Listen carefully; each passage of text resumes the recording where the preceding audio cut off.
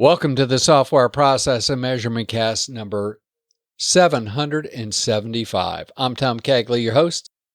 We're on our annual holiday, and we'll be back with new programs on October 22nd. The SPaMCAST 775 is a re-release of SPaMCAST 635. Practical Ways to Manage a Conversation with Johanna Rothman. The show was originally released on January 24th, 2021. It was one of the many anniversaries of the podcast. Enjoy the conversation. Welcome to the Software Process and Measurement Cast number 635. I'm Tom Cagley, your host. Cue the music. Happy birthday to the Software Process and Measurement Cast. Today, we begin year 15 with a visit from Johanna Rothman. Johanna has been here a number of times. I really love talking with Johanna. Today, we talked about her three new books. Practical Ways to Manage Yourself, Modern Management Made Easy, Book 1.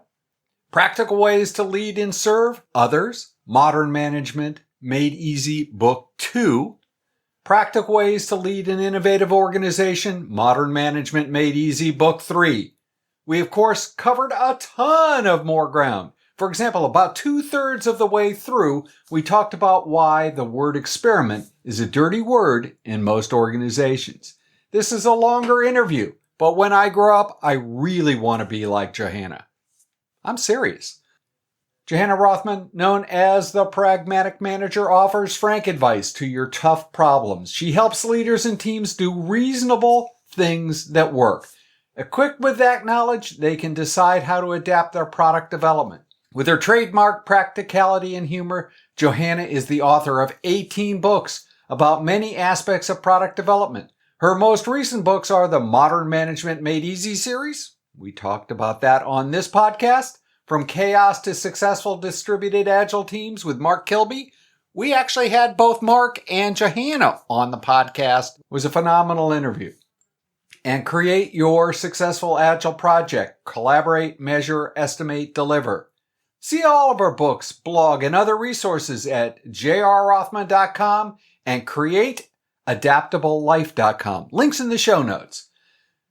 Are you ready to talk practical ways to manage yourself, others, and innovative organizations? It's time for the interview. Johanna Rothman, welcome to the Software Process and Measurement Cast. Thank you, Tom. I am delighted to be here. Johanna, this is, you've been on any number of times now, and it is always one of those great moments and things getting ready, prepping for it from my point of view. I learn a lot, and I learn a lot just from the conversation. So I'm looking forward to, in essence, this will run as the first show of the 15th year of the Software Process and Measurement Cast. Wow. Scary. Yeah. Today, I want to talk about the 3 new books that you've recently published, and they're published right now on LeanPub. Actually, they're also published everywhere in print and ebook.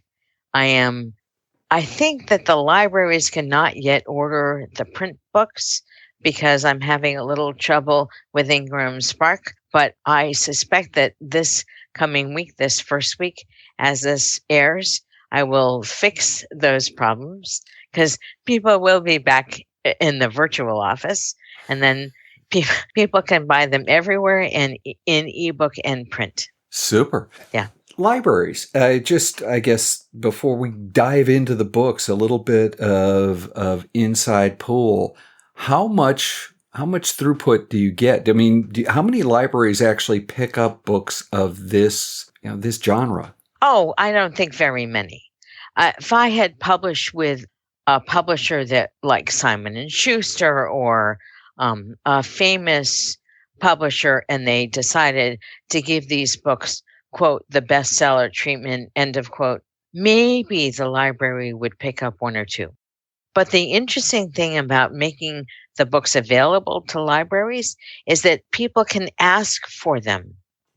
They can ask for the ebook. They can ask for the print book. The library can buy the books, and then we're fine. So I am not so, it's not so much that I expect people to ask for these books, but I hope that they ask for the books. Yeah. And therefore, because you and I are recording this, and we before our conversation started recording, we talked about our various bookshelves, and you could tell mine are real because mine are sideways and kind of tilting, and yours are all shelved properly. Yeah, I am not that neat. Yeah. And not everybody is like us, who either has the will or the means to buy all the books that we want to read. Some people actually go to the library like I used to as a kid. So, and I would take out as many books as they would let me take out every week. I find that some people might want to try out a book at the library and then possibly buy the audio or the ebook or the print book, which is fine with me. Well, I mean, and technical books are generally not the dime a dozen. They're not the dime paperback, so to speak. They do have a price tag. Well, let's dive in. So 3 books: Practical Ways to Manage Yourself, Practical Ways to Lead and Serve. I like the parentheses, manage others in there. Practical Ways to Lead an Innovative Organization. 3 books all at once. Is this sort of an opus? What's the idea of doing this broad of a sweep of books? I mean, it's obviously all about leadership and management, but it's anywhere from bottom of the hierarchy, your individual self, all the way to something significantly larger. So it turns out that I explained this in the introduction to each of the books. I had written a management myth every month for 36 months. I thought, quote, all I could do was to collect all the myths. It would be one book, 36,000 words, maybe 40,000 words. It would be thin enough for managers to pick up. They would read the myths. They would be happy. Yeah. I did not realize the project I was creating. So I did a first pass on organizing all the myths. And then I thought, I really need an introduction to each myth. I got to tell people what to do, right? If I say you must admit when you need help, then where do people start, right? That's in managing yourself. Mm-hmm. Or I must admit when I'm wrong. How do you tell people where to start there? You don't just give them the myth, drop it in their lap like it's a puppy and say, here, enjoy this puppy. No, or a cat if you're a cat person, right? Fine, whatever. Or a book, like if you're a book people like we are. But I needed to somehow give people options so they could say, I could do this thing. I could do maybe that thing. This thing that she's suggesting, she is nuts. She is off the wall. I don't see how this could possibly work. I'm not doing that. So once I started realizing I needed a little introduction and I needed options, the books grew. And then I thought, if I write a 500-page book, that's not going to work either. What might people look for now? And it turns out that if you think about managing yourself, I think about that for first level new managers, and I think about it for senior managers, because a lot of people think senior managers have to have all the answers, that they must do this by themselves, that they must never admit when they don't know, that they must interfere with the work that their teams are doing. And you see this in senior managers, right? So the senior managers are part of a senior leadership team, and they have their fingers into what the directors are doing. And then the directors don't really have a director level team, which is an issue I address in book 3, but they have their fingers in the first level managers, and the first level managers don't have a management team, but they have their fingers in the code or the test or the UI or whatever it is. And that's when I said, while I might think of this as kind of first level managers and then the lead and serve others as second level or more experienced managers, and the innovative organization for the third, but the senior leadership actually works at all levels. Yeah, I didn't, as I read through them, I could see that thread, but I didn't see it that brightly, right? So I didn't see it as, oh, this is a junior, or this is intermediate, and this is sort of an advanced or senior leader kind of thing. It really did feel like it was valuable at all levels. One of the central themes that I took out of this was that in reality, what we do and the people that we work with, that this is really all about people. And if that's true, then why do so many people try to then, rather than focus on people and dealing with these kind of people issues, why do they just then go off and say, well, we'll just, instead of doing that, we'll do a framework, or we'll use tools instead, and that will take care of the people issues? I suspect that many managers got the same kind of training about management that I got. I was a terrific individual contributor, focus on the individual. I was a terrific project and program manager, focus on the delivery I needed to make for the organization. And I got zero training in management, which is why Esther and I wrote Behind Closed Doors, Secrets of Great Management all those years ago. And I still see that so many managers got promoted because they were excellent technical people. And it's one of the myths. Yeah, one of the many myths. And I will freely admit, I did not get into software because I loved people. I got into software because I loved solving problems with computers. I totally enjoyed it. And I remained in software because I really liked making products that people could use that use computers. And a lot of us in our field are not in software or any high-tech field because we really love people.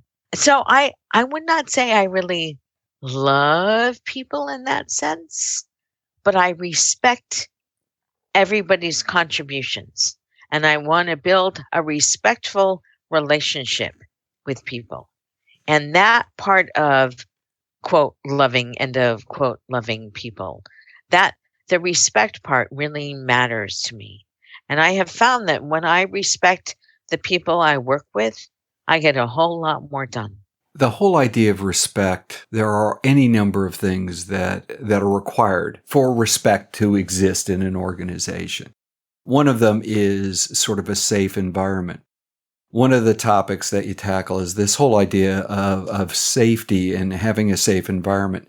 Would you suggest that having a safe environment is most important for managing yourself, or is it as important when you're managing and leading an innovative organization? So when I think about safety, I think about the ability to disagree with people respectfully, the ability to make mistakes, and the ability to run experiments. And if we do not have at least those three, I don't see how we can have psychological safety.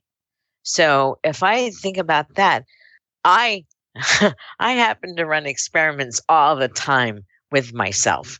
I am possibly incapable of following even my own process more than 1 or 2 times. I'm always experimenting. Can I make this better? What does better mean? Yeah, this business of following a process, I am incapable of it.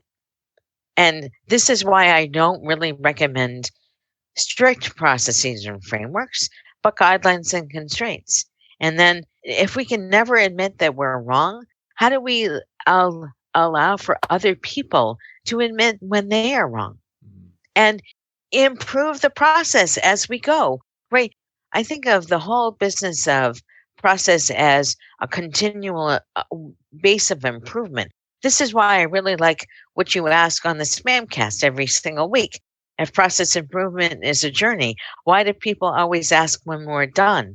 or when we get there, whatever. You say that much more nicely than I said. So it's all about how can we include the idea of experimenting and learning fast, which might include a little bit of stubbing our toes, quote, failing, end of quote, certainly making mistakes, and then go from there. So I see psychological safety as necessary. I need to have enough resilience in myself to be able to make a mistake and say, oh, fine, I did that. Not such a good idea. And Here's not do what it I'm going to do again. next. Yeah, and not do it again. Yeah. And I think that that's how we do our best work. I think that you are correct. One of the more striking phrases, and it caught me, might have been, at least when I was reading this on the Kindle, it might have been 3 or 4 Kindle pages into the first book. You use the line, "It's time for real modern management." What is real modern management versus, is that like fake modern management? So I think we have a lot of fake modern management. Anybody who says we return value to the shareholders as our mission for the company, that's totally false management. That's parroting a phrase from one of the quote modern end of quote management thinkers in the 70s or 80s, that the purpose of the organization was to return value to the stakeholders. What nonsense. What idiocy. You don't have an organization unless you have satisfied customers. How do you get satisfied customers? By creating products that people really love to use. How do you create those products that people really love to use? You create an environment where a diverse set of people can actually collaborate together to create something that they are proud of. Way back in the 70s or 80s, and maybe we still do this today, a lot of us signed our products. Our customers knew who worked on those products. And there are certain apps that you can download now where you can see the product development team was, and it lists all these people. Those people are proud of their products. I really like to think about, and I'm certainly proud of my books. my name is all over my books, as it should be. So how do we create an environment where people can really be proud of the work that they do? Another one of the myths that you explore in these 3 books is the idea of the player coach. And you sort of alluded to it a little while ago when we were talking about basically the 3 chunks. The whole idea of a player coach, that's a wonderful idea. We should all be doing that, right? Does that work? Obviously not. Why is that such a pernicious myth that arguably is, I can point at a dozen people playing that role today. I'm surprised it's only a dozen. Well, I only know a dozen people. Right. So I think that the middle and more senior managers think, can't people manage and do technical work at the same time? Right? It's this notion of, shouldn't they be able to do this? And it can't be that hard. What I have found is that if I make things easy, if I describe things easily, too many people think that the work is easy to do. And I'm pretty sure I said several times in these books, easy to describe, hard to implement. And that's been my guiding light for all the writing I do. I really want to make sure I describe things in a way that people can understand. And really great technical people and really great first line managers do describe things in ways other people can understand. And because it's simple to hear or understandable to hear, that means the more senior managers think that the work is easy to do. Simple to describe is not at all simple to do. And I think that that's one of our big failings as managers. Do you think that this player coach scenario is also sort of covariant and related to the idea that you promote The best manager is the person who's the best technical person. And obviously, as they step away from being the best technical person to be a leader, that's a hard thing to give up. So they also think that they can play the role also. So I think that one of the biggest problems I had, I alternated between technical contributor and manager several times before I decided I wanted to really make my mark in management.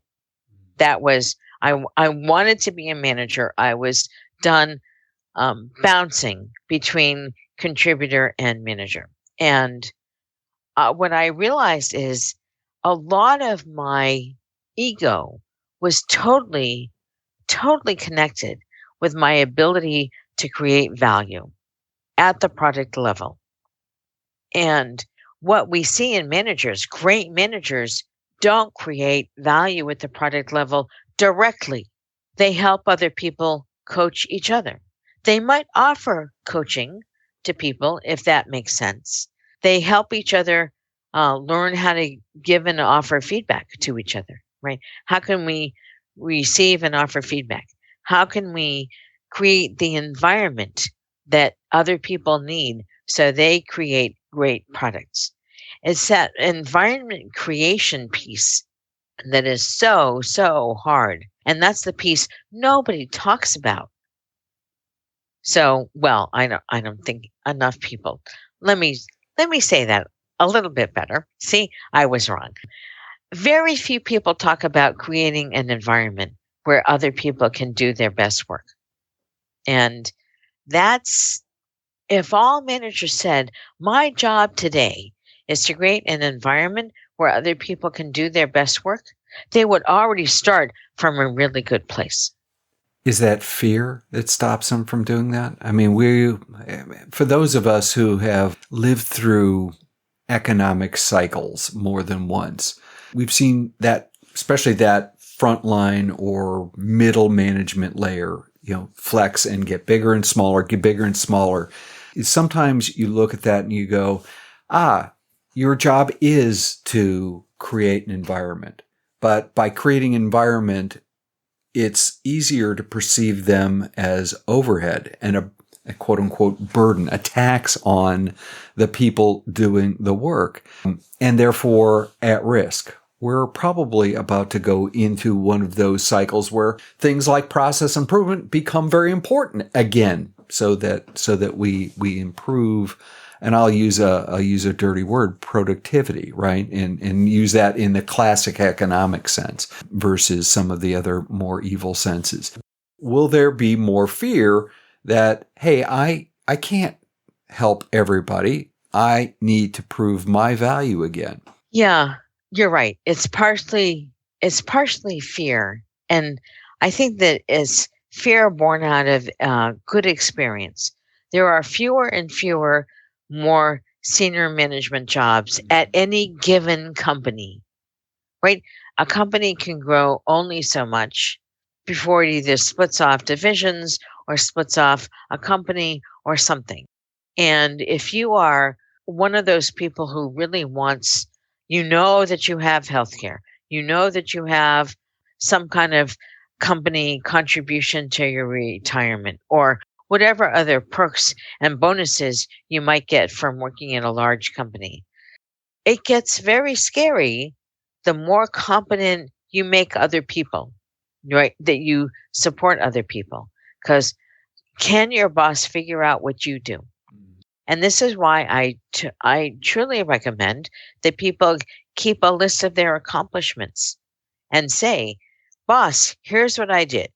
Now, I do find that a lot of organizations have a very narrow band of what they can give for bonuses, for extra money. I mean, we're talking about 1% to 3%. We rarely talk about more than 3%. We rarely talk about under 1%. So if you're talking about such small percentages for any given level in the organization, I think it's really important to say what really matters to you. How can you get that without pushing on the people who do the work without taking credit for the people who do the work.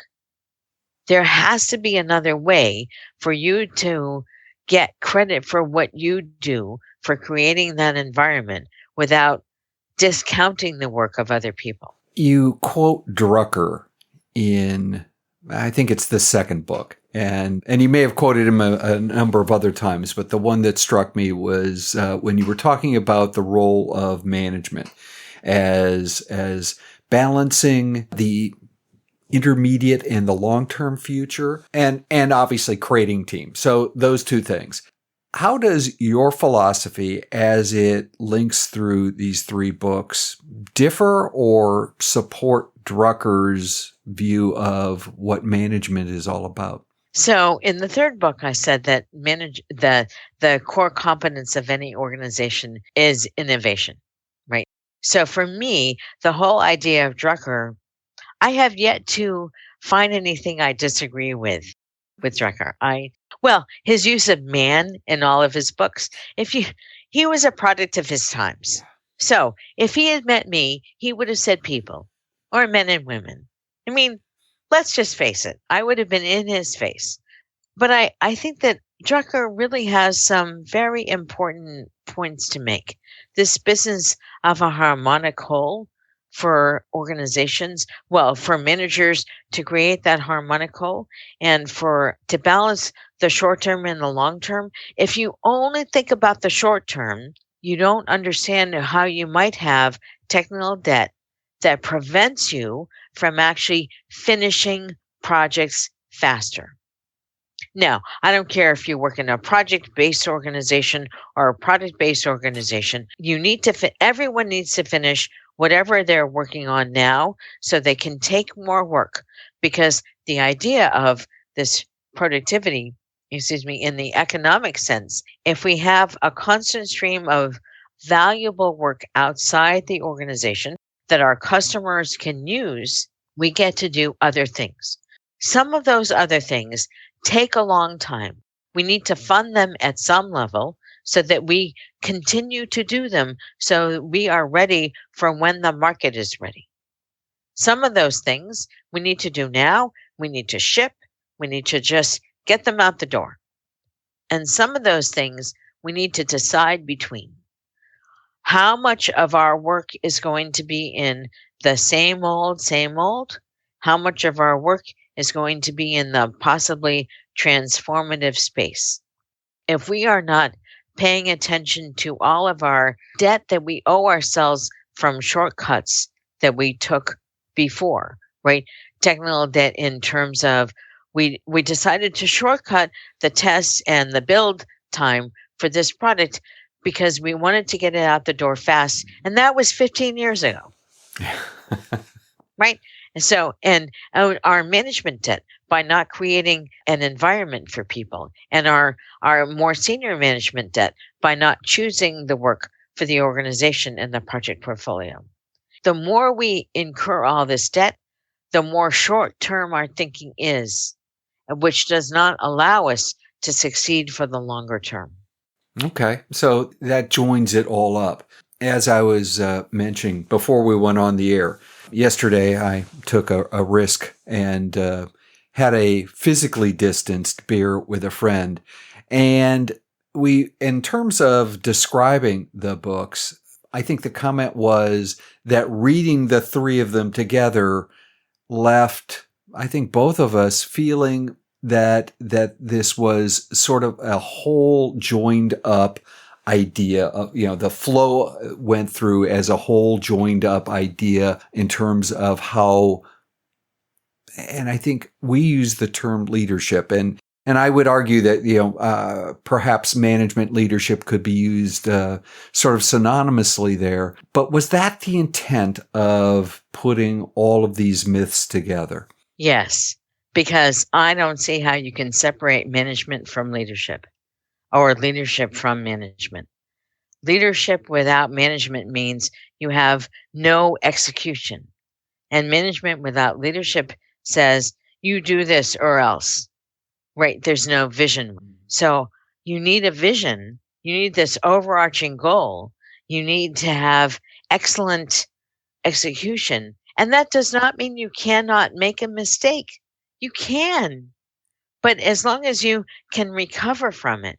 So it's all about the recovery and then the resilience of it.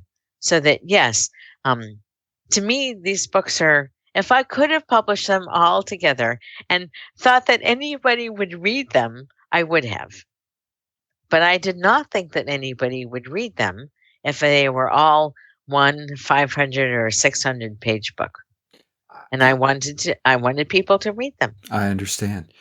I actually think having them in three separate, and having been through them once, almost once now, I think I did admit that I am only about 60% of the way through the third book reading it. I have perused it and things like that, but reading is a little different than just skimming through something. You know, the idea of stepping and stopping in the thirds, I think, allowed some degree of reflection and sort of a pause and a deep breath and thought. And I think that's what you get from reading books versus, reading blogs or reading the short fiction or, short takes kind of thing. There is a much more, there's more meat there, and it more deeply makes you dive into what you're doing. If you were to boil this down to a single punchline, and obviously I don't know that that's what we want people to do, what would that single punchline be? So I need 3 punchlines. Sorry. Fine. But I will give you a single punchline for each of the books. So for the first book, it's really about thinking, how do I, as a leader, move from expert to coach, right? How can I value my expertise and yet move it to coaching the people I serve and possibly coaching myself? So I manage my fear. So it's all about moving from expert to coach. The second book is all about moving from an individual focus to a team-based focus. We do so much in our organizations focus on the individual. How can I move from that individual focus to a team-based focus while I serve the team? And then the third book is about moving from change management to embracing and managing for change. And that's where the idea of creating management teams and how can we have more fast experiments? How can we look for opportunities to learn and experiment? All inside of our vision, right? We have this overarching vision, this overarching goal.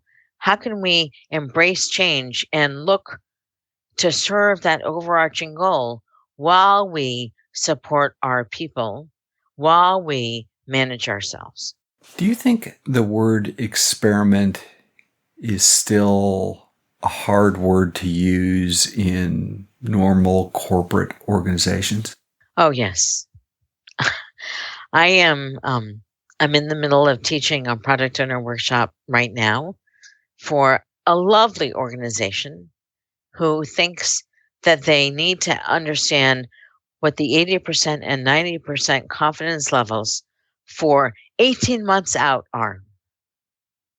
Yeah, I mean, I understand why they want this. I think that asking the question, when can we see this feature set in the product, is often a good question. But 18 months out, that kind of predictability, nobody has that kind of predictability. And well, certainly not the way they're using their stories. They don't have one-day stories. They have stories or features that take 2 months at a time.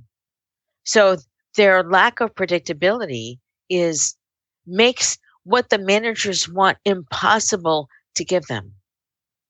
So I'm working with them on how do we get what we want differently? How do the teams offer us different views into what they're doing?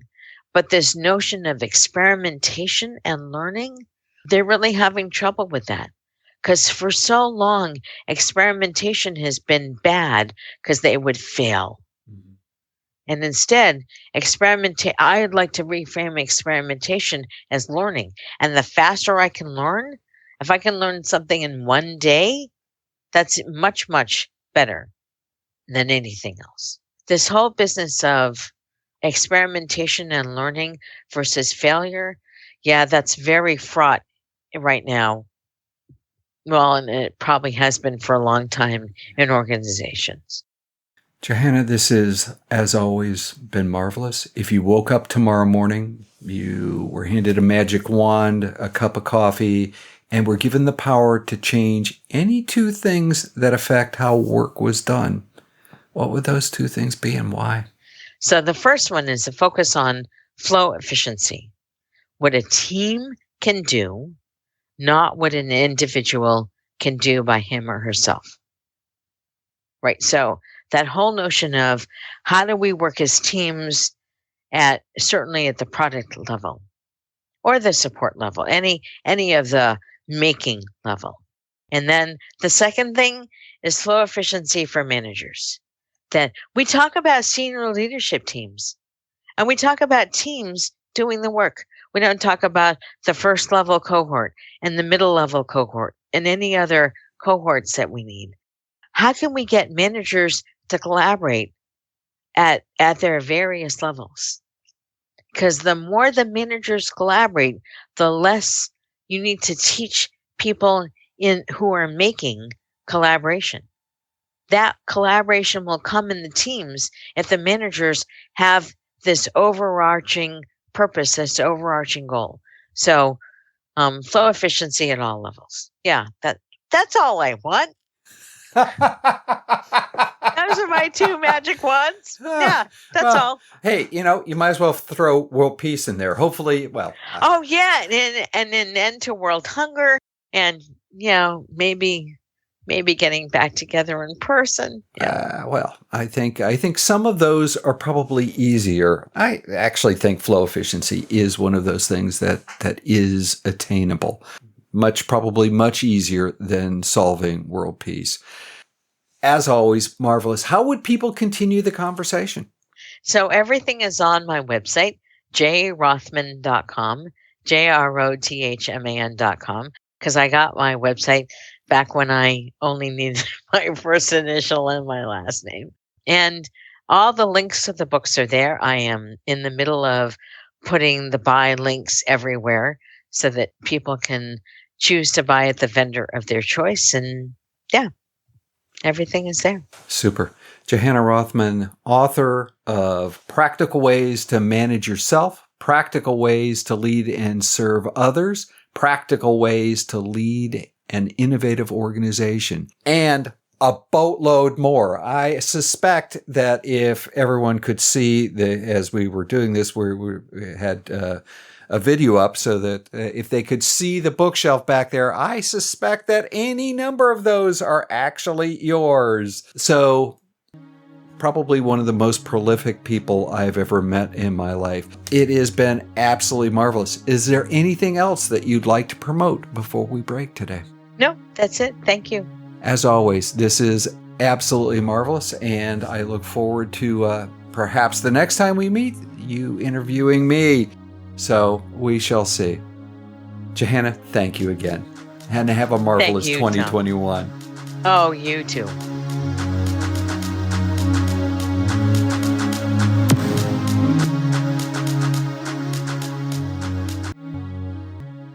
The Software Process and Measurement Cast is the proud media sponsor of the DevOps Online Summit. Not to put too fine a point on it, the best way to get your message heard is to speak.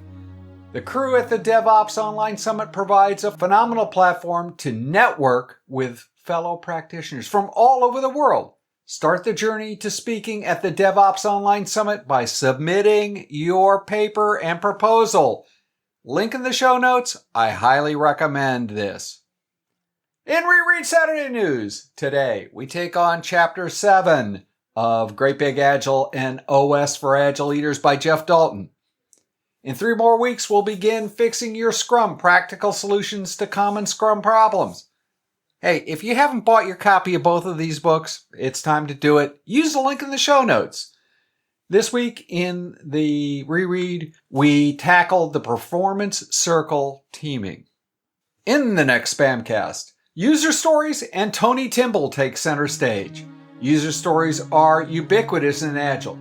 Getting them right is really important. Tony gives us some practical ideas to move the ball forward.